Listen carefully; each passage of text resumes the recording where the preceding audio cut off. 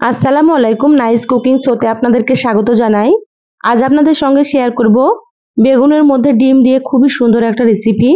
এই রেসিপিটা কিন্তু মাছ মাংসের স্বাদকেও হার মানাবে।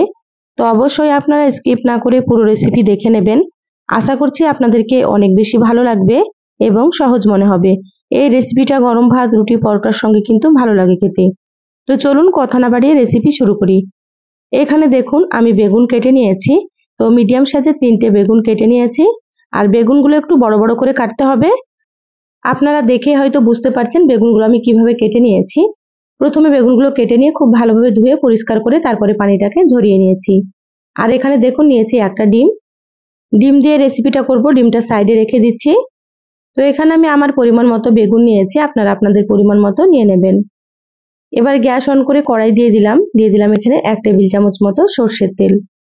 তেলটা খুব ভালোভাবে গরম করে নিচ্ছি।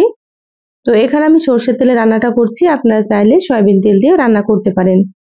এবার এখানে সামান্য একটু দিয়ে দিলাম হলুদ গুঁড়ো। এবার আমি এখানে বেগুনগুলো দিয়ে দিচ্ছি। তো এইভাবে তেলের মধ্যে হলুদ দিলে কিন্তু বেগুন দেওয়ার সময় তেলটা ছিটকাবে না, সেজন্য প্রথমে আমি হলুদটা দিয়ে দিলাম।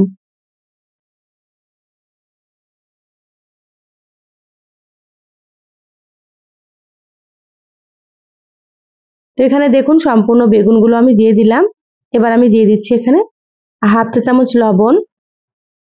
এবার গ্যাসের আঁচ হাই হিটে রেখে বেগুনগুলো খুব ভালোভাবে ভেজে নেব। গ্যাসের আঁচ হাই হিটে রেখে বেগুনগুলোকে ভাজতে হবে। গ্যাসের আঁচ লো বা মিডিয়ামে রাখলে বেগুনগুলো অনেক বেশি সেদ্ধ হয়ে যাবে। সেজন্য আপনারা হাই হিটে রেখেই খুব ভালোভাবে নেড়েচেড়ে ভেজে নেবেন। যারা ভিডিওটি ইউটিউব চ্যানেল থেকে নতুন দেখছেন, প্লিজ চ্যানেলটা সাবস্ক্রাইব করে চ্যানেলের সাথেই থাকবেন। যারা ফেসবুক পেজ থেকে ভিডিওটি দেখছেন, একটা লাইক দিয়ে পেজটা ফলো করে রাখবেন পরবর্তী ভিডিও নোটিফিকেশন পাওয়ার জন্য। দেখুন বেগুনের কালারটা কিন্তু অনেকটাই চেঞ্জ হয়ে গিয়েছে। তো এখানে আরো একটু আমি ভেজে নিচ্ছি। বেগুনগুলো ভাজতে প্রায় 5 থেকে 6 মিনিট মতো সময় লাগবে। দেখুন কালারটা কতটা সুন্দর হয়েছে আর বেগুনগুলো ভাজাও হয়ে গিয়েছে। এবার আমি বেগুনগুলোকে প্লেটে তুলে নেব। আপনারা এইভাবে করেই ভেজে নেবেন। আর দেখুন বেগুনগুলো কিন্তু একেবারে গোটা গোটা আছে। বেগুনগুলো খুব বেশি গলে যায়নি, দেখতেই পাচ্ছেন আপনারা। বেগুনগুলো আমি তুলে প্লেটে রেখে দিলাম। আবারও আমি দিয়ে দিচ্ছি এখানে 1 টেবিল চামচ মতো সর্ষের তেল।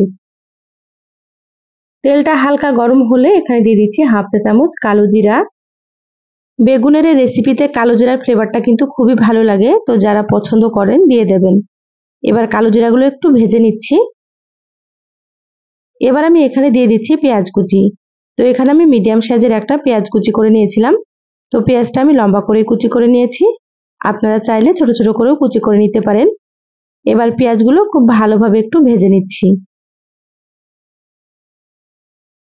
দেখুন পেঁয়াজগুলো ভাজা হয়ে গিয়েছে। এবার আমি এখানে দিয়ে দিচ্ছি হাফ চা চামচ আদা বাটা আর দিয়ে দিচ্ছি হাফ চা চামচ রসুন বাটা।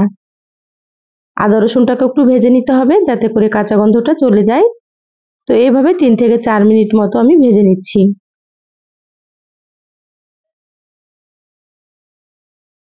আদা রসুন ভেজে নিয়েছি। এবার এখানে দিয়ে দিলাম স্বাদ মতো লবণ। তো যেহেতু বেগুন ভাজার সময় লবণ দিয়েছিলাম, সেটা বুঝেই কিন্তু এখানে লবণটা দিয়ে দিতে হবে। এবার আমি এখানে দিয়ে দিলাম হাফ চা চামচ হলুদ গুঁড়ো আর এখানে দিয়ে দিলাম হাফ চা চামচ ধনিয়া গুঁড়ো।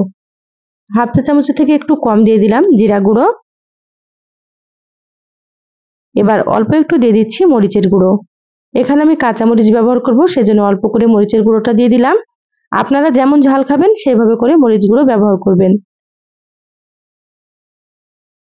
এবার আমি এখানে সামান্য একটু পানি দিয়ে দিচ্ছি। তো অবশ্যই এখানে পানিটা দিতে হবে, না হলে কিন্তু শুকনো মশলা পুড়ে যাবে। এবার মশলা খুব ভালোভাবে একটু কষিয়ে নিচ্ছি। গ্যাসের আঁচ মিডিয়ামে রেখে মশলাটা সুন্দর করে একটু কষিয়ে নিতে হবে। আর এই রেসিপির জন্য খুব বেশি মশলার প্রয়োজন হয় না। আপনারা দেখতেই পাচ্ছেন আমি একেবারে অল্প পরিমাণে মশলা দিয়ে দিলাম। দেখুন খুব ভালোভাবে মশলা কষিয়ে নিয়েছি, তেলটা উপরে ভেসে উঠেছে। এবার আমি এখানে একটা ডিম দিয়ে দিলাম। তো এখানে আমি একটা ডিম দিলাম, আপনারা চাইলে কিন্তু এখানে 2টো বা 3টে ডিমও দিতে পারেন। যত বেশি ডিম দিবেন ততই কিন্তু রেসিপিটা খেতে ভালো লাগবে। তো এখানে আমি একটা ডিমই দিয়ে দিলাম। এবার মশলার সাথে খুব ভালোভাবে নেড়েচেড়ে মিশিয়ে নিচ্ছি আর একটু ভাজা ভাজা করে নিচ্ছি। ডিমটা কিন্তু খুব বেশি ভাজা যাবে না, হালকা করে কিন্তু ডিম ভেজে নিতে হবে। ডিম হালকা করে ভেজে নিলে কিন্তু অনেক বেশি মজা হবে খেতে। দেখুন হালকা করে ভেজে নিয়েছি। এবার আমি এখানে দিয়ে দিচ্ছি টমেটো কুচি। তো এখানে আমি 3টে মিডিয়াম সাইজের টমেটো কুচি করে নিয়েছিলাম। একটু টমেটো বেশি দিলে খেতে ভালো লাগবে সেজন্য। এবার দিয়ে দিলাম 5-6টা মতো চেরা কাঁচামরিচ। তো ঝাল বুঝে আপনারা কাঁচামরিচটা দিয়ে দেবেন। এবার একসাথে খুব ভালোভাবে একটু নেড়েচেড়ে মিশিয়ে নিচ্ছি। আমার চ্যানেলে আরও অনেক রেসিপি আছে, চাইলে আপনারা দেখে নিতে পারেন। আমি সবসময় আপনাদেরকে সহজ রেসিপিগুলো দেখানোর চেষ্টা করি, আর রেসিপিগুলো খেতেও কিন্তু ভীষণই ভালো হয়। তা আপনারাও রান্না করে খেয়ে কমেন্ট করে জানাবেন আপনাদেরকে কেমন লেগেছে। মশলার সাথে খুব ভালোভাবে টমেটো মিশিয়ে নিলাম।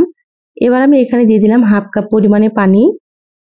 খুব বেশি পানি দেওয়া যাবে না, 1/2 কাপ মতো দিয়ে দিতে হবে, যাতে করে টমেটোগুলো খুব সুন্দর মতো নরম হয়ে যায়। দেখুন খুব ভালোভাবে একটু নেড়েচেড়ে মিশিয়ে নিয়েছি। এবার ঢাকা দিয়ে 5 মিনিট মতো রান্না করে নেব, তাহলে টমেটো খুব সুন্দর মতো নরম হয়ে যাবে। 5 মিনিট হয়ে গিয়েছে, ঢাকাটা খুলে নিলাম। দেখুন টমেটোগুলো অনেকটাই নরম হয়ে গিয়েছে, আপনারা দেখে হয়তো বুঝতে পারছেন।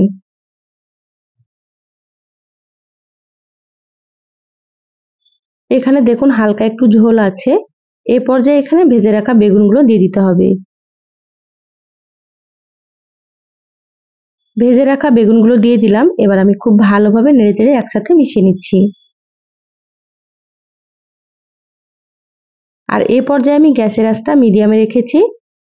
মিডিয়ামে রাখতে হবে। খুব সুন্দর করে নেড়েচেড়ে মিশিয়ে নিলাম।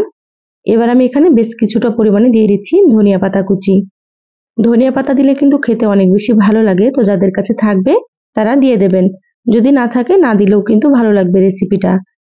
এবার ঢাকা দিয়ে মিডিয়াম আঁচে 8 মিনিট মতো রান্না করে নেব, তারপরে আপনাদেরকে দেখাচ্ছি। দেখুন 8 মিনিট মিডিয়াম আঁচে রান্না করে নিয়েছি। ঢাকাটা খুলে নিলাম। এবার হালকা হাতে একটু নেড়েচেড়ে নেব। দেখুন ঝোলটা কিন্তু অনেকটা শুকনো হয়ে গিয়েছে। এভাবে একটু শুকনো করে রান্না করে নিতে হবে। আর কালারটা দেখুন কতটা সুন্দর হয়েছে, আপনারা হয়তো দেখেই বুঝতে পারছেন।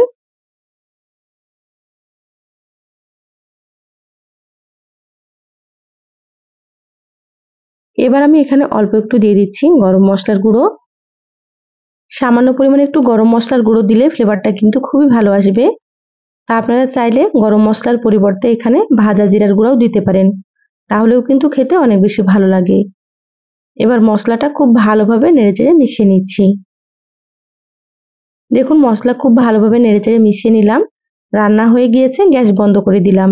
ঢাকা দিয়ে 5 মিনিট রেখে তারপর আপনাদেরকে দেখাচ্ছি। দেখুন 5 মিনিট পর প্লেটে ঢেলে নিয়েছি। আর কতটা সুন্দর হয়েছে দেখুন, খেতে ভীষণ ভালো হয়। তা আপনারা অবশ্যই একবার রান্না করে খেয়ে দেখবেন। তো এই সহজ রেসিপিটা কেমন লাগলো চ্যানেলের কমেন্ট বক্সে কমেন্ট করে জানাবেন। ভালো লাগলে একটা লাইক দিয়ে ভিডিওটা আপনারা শেয়ার করে দিবেন। সবাই ভালো থাকবেন, সুস্থ থাকবেন। দেখা হবে আবারও কোনো নতুন রেসিপিতে। ধন্যবাদ সবাইকে। আল্লাহ হাফেজ।